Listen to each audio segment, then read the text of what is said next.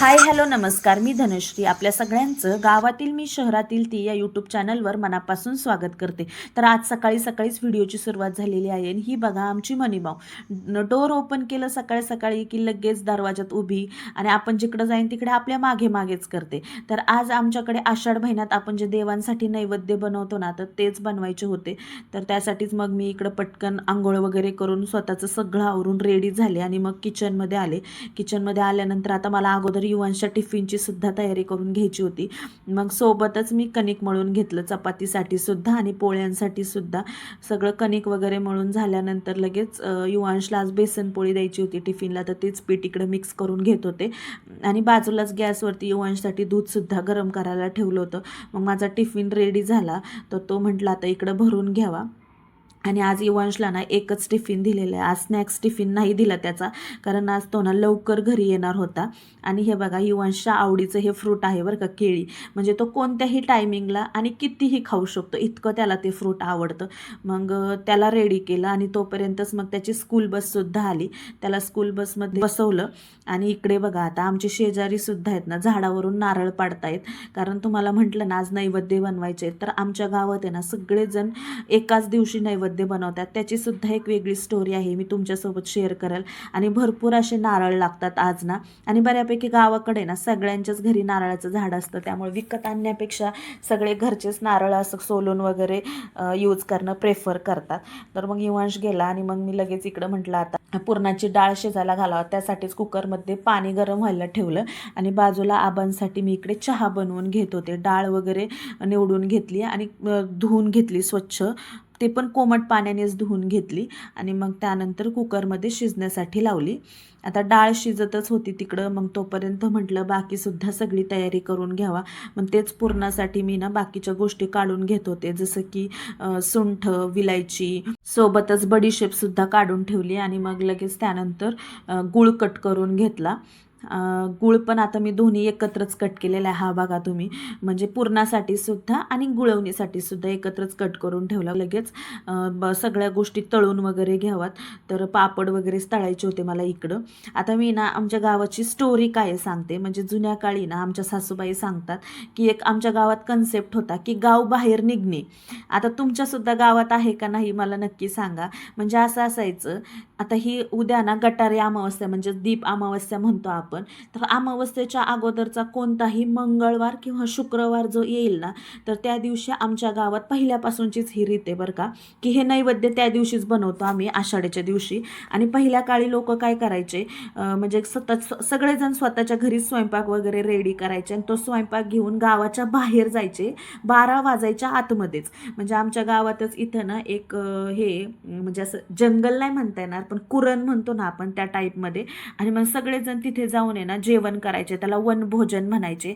आणि गाव 12 ते सायंकाळपर्यंत बंदच राहायचं. आणि आता सुद्धा ना जेवण वगैरे करायला कुणी जात नाही, पण नैवेद्य सगळे एकाच दिवशी बनवतात आणि ते पण 12च्या आतमध्ये देवाला दाखवायचे. माझ्या इकडं पापड कुरडई तळून झालं, नंतर नैवेद्यासाठी भजी तळून झाली. आणि ही भजी ना बिना कांद्याची असतात बरं का. मग नंतर मी गुळवणी पण बनवून घेतली आणि इकडे भात बनवायला ठेवला. तोपर्यंत आमच्या ताई इकडे आहेत ना आमटी बनवत होत्या, तर आता ते तुमच्यासोबत शेअर करते. सगळ्यात अगोदर त्यांनी तेल टाकलं, तेलामध्ये कढीपत्ता टाकला, नंतर जिरं टाकलं, नंतर बाकीचे सगळे मसाले टाकून घेतले. मसाल्यामध्ये ना काळा मसाला, घरचा मसाला आणि नंतर कांदा लसूण मसाला. आणि मग ते मसाले तेलात थोडेसे परतल्यानंतर त्याच्यामध्ये वाटण ॲड केलं. वाटण छान असं तेल सुटेपर्यंत परतून घेतलं आणि मग येळवणी टाकली. म्हणजेच आपण पुरण शिजवायला जे पाणी यूज करतो ना, तर ते राहिलेलं पाणी त्याच्यामध्ये ॲड केलं आणि इकडे छान अशी आमटी उकळतीये. मग तोपर्यंत मी म्हटलं आता ह्याच्या सगळ्या गोष्टी मी पुरणात टाकायला काढल्या होत्या त्या भाजून घ्यावा. भाजल्यानंतर कसं छान असं त्या मिक्सरमध्ये दळल्या जातात. आणि सोबतच त्याच्यामध्ये ना त्या दळताना मी मीठसुद्धा ॲड केलं, कारण आम्ही पुरणात मीठ ॲड करतो याने टेस्टसुद्धा छान येते. आणि पोळी बनवताना ती फुटतसुद्धा नाही, म्हणजे पुरण बाहेर येत नाही. तुम्हीसुद्धा मीठ टाकता का नाही मला नक्की सांगा. आणि मग ते सगळं दळून घेतलं आणि लगेच पुरण परतायला टाकलं मी कढईमध्ये. आम्ही असंच बनवतो बरं का पहिल्यापासून. अगोदर पुरण परतून घेतो, डाळ टाकायची कढईत, नंतर गूळ टाकायचं, छान असं परतून घ्यायचं आणि मग ते वाटून घेतो. आणि काही काही काय करतात, अगोदर पुरण वाटून घेतात आणि मग गूळ टाकून परततात. तर तुम्ही कोणती प्रोसिजर फॉलो करताना मला नक्की सांगा. आणि आता इकडे माझं पुरण व्यवस्थित परतत आलतं. मग शेवटी मी सगळं मगाशी जे दळलं होतं ना मिक्सरमध्ये ते सगळं ॲड केलं. कारण अगोदर नाही ॲड करायचं, नाही तर त्याचा सगळा असा जो फ्लेवर असतो ना, तो स्मेल जो असतो ना तो निघून जातो. आता पुरण परतून झाल्यानंतर मग थंड झाल्यावर सासूबाई इकडं पुरण वाटत होत्या. तोपर्यंत आमच्या आबासुद्धा इकडे आहेत ना, नारळ सोलायचं काम चाललं होतं त्यांचं.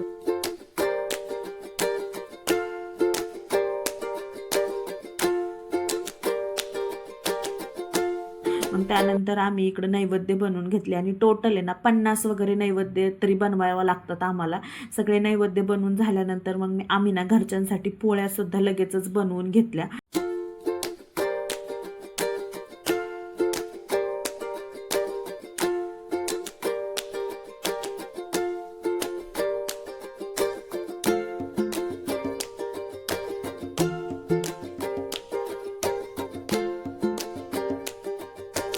मग लगेच नैवेद्य भरायला घेतले.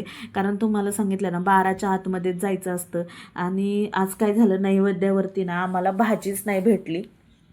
खूप शोधले आम्ही, पण काय ती भेटलीच नाही. त्यामुळे असे नैवेद्य ना थोडे असे आपण म्हणतो ना की काहीतरी मिसिंग मिसिंग असल्यासारखं वाटतंय. आणि वाळलेल्या हरभऱ्याची भाजी पण ठेवतात बरं का नैवेद्यावरती. ती पण आमच्याकडे होती, पण नेमकी तीही संपली. नाही तर आम्ही तीसुद्धा ज्यावेळेस आमचा हरभरा होता त्यावेळेस बनवून ठेवली होती. पण चला आता असो, नसल्यावरती काहीच ऑप्शन नाही, आपण काहीच करू शकत नाही. इकडं मग नैवेद्य वगैरे सगळं आम्ही रेडी करून ठेवलं आणि लगेच सगळ्यात अगोदर घरच्या देवाला नैवेद्य दाखवून घेतले. तोपर्यंत आमच्या आबांनी सगळे नारळ फोडून ठेवले. जवळजवळ 25 नारळ तरी त्यांनी फोडलेच होते. मग घरच्या देवाला नैवेद्य दाखवल्यानंतर लगेच बाकीच्या देवांना नैवेद्य दाखवायला घेऊन गेलो आम्ही. आणि असा होता मग आजचा व्हिडिओ. तुम्हाला व्हिडिओ कसा वाटला मला कमेंटमध्ये नक्की सांगा. व्हिडिओ आवडला असेल तर व्हिडिओला लाईक, शेअर आणि चॅनलला सबस्क्राईब करायला विसरू नका. पुन्हा भेटू अशाच एका छानशा व्हिडिओमध्ये. तोपर्यंत काळजी घ्या. बाय.